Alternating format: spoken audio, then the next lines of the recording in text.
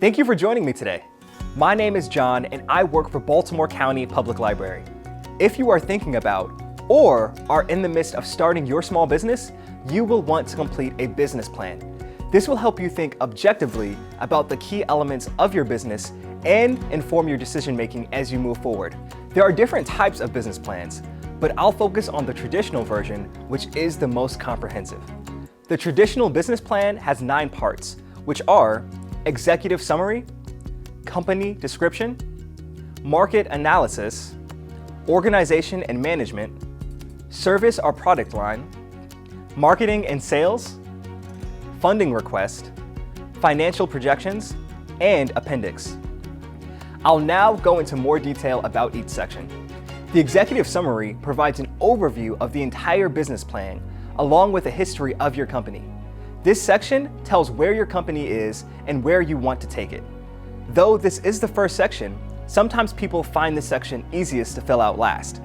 Detailed information about your company belongs in the company description section.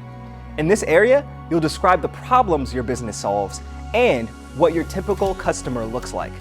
In the next section, the market analysis section, you will need to understand how you stack up versus your competitors and what your competitive advantage is going to be. When considering the organization and management of your company, you will need to know how you're going to pay and reward people, as well as how you're going to legally structure your business.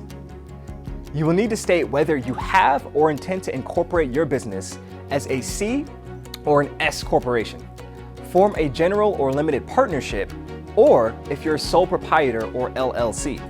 The service or product line section is the place you will need to describe your product or service.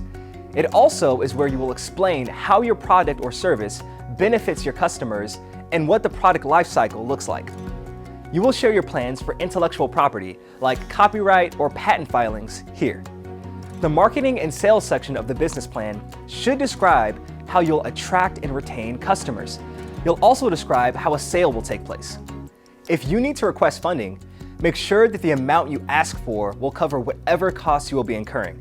To do this, you need to have a very good understanding of how your company is going to make money. This includes how it's going to acquire and retain customers, how much upfront investment is required, how much day-to-day expenses you will have, any investments you need to make along the way, how fast you'll start seeing your first dollar coming in, and how long it will take for your customers to pay you once you made those sales.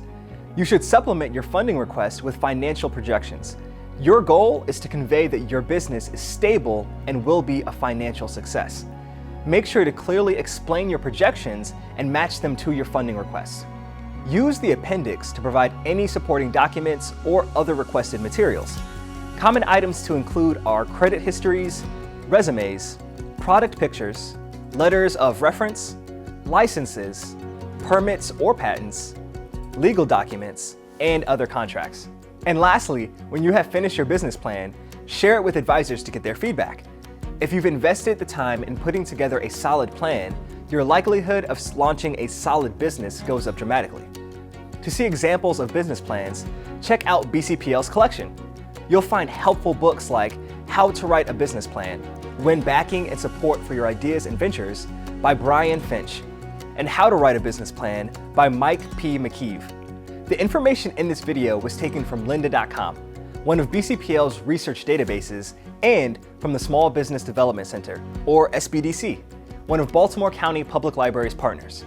The Maryland SBDC and the Baltimore County Public Library work in conjunction to educate small business owners about their options by hosting the Entrepreneur Engagement Academy. Stay tuned for further small business instructional videos from BCPL.